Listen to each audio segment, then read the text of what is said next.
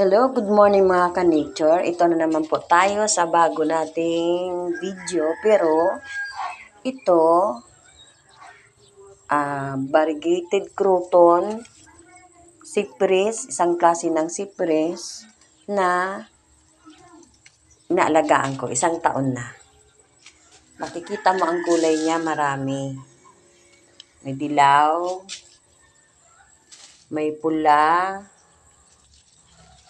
siya, may orange, brown, ano pa ba? Green. May green,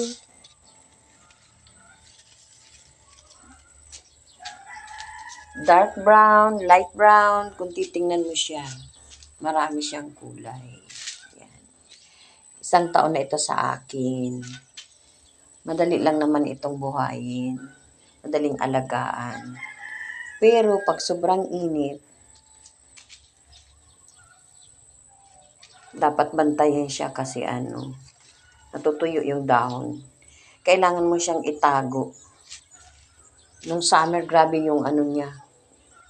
Talagang nakipaglaban siya sa init. Kaya ginawa ko, itinago ko siya sa yung hindi masyadong mabibilad.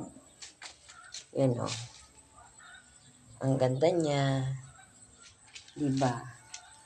Gusto ko dito lang sa pasok para gusto ko lang kasi yung maliliit lang yung halaman ko, hindi masyadong lumaki. Mas cute kasi siyang tingnan kaysa itatanim mo sa lupa. Saka yung espasyo, hindi maki-espasyo yung ganito lang yung tanim mo. Diba? O, ganda niya. Ganda. Gusto mo magpahinga-hinga. Ito, sawdust. Yung ng cucumber. Mga pinaglagarian ng yung sawdust niya. Nagbibili ako para mas lalong tumaba yung halaman. Yung mga natural lang na pang abono. Para mas maganda yung niya, mga dahon niya. Kita naman, di ba? Ayan. Mga ka-nature, yung may hilig sa mga halaman. Ayan. Marami na ngayong klase ng cypress na lumalabas. Ang gaganda. Isang taon lang. Makikita mo na yung ganda niya. Oh. Yan. Saka maganda pa nang nakapaso lang kasi kung halimbawa gusto mo siyang ilipat ng lugar.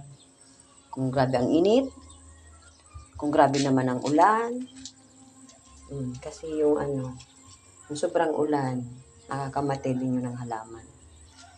Ayan. Yung dahon niya, iba-iba ang hugis. Iba-iba ang kulay. Di ba?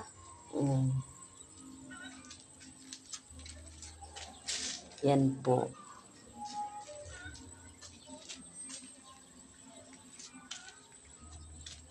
Hanggang sa muli po. Abang-abang lang sa mga sunod kong ibibidyong mga halaman ko na inaalagaan ko.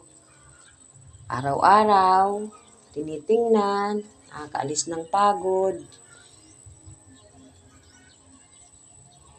Nakakapasaya ng damdamin.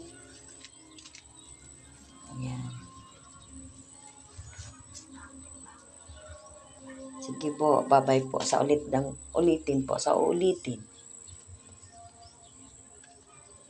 Gusto niyo pong makita pa yung mga yung mga una at mga bago kong videos, pwede naman po kayang mag-subscribe.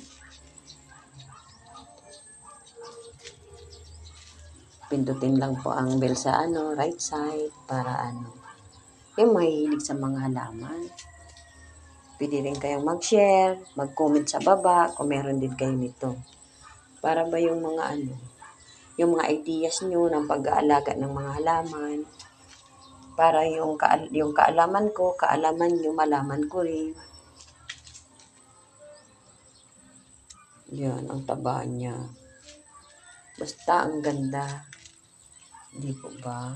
Mm.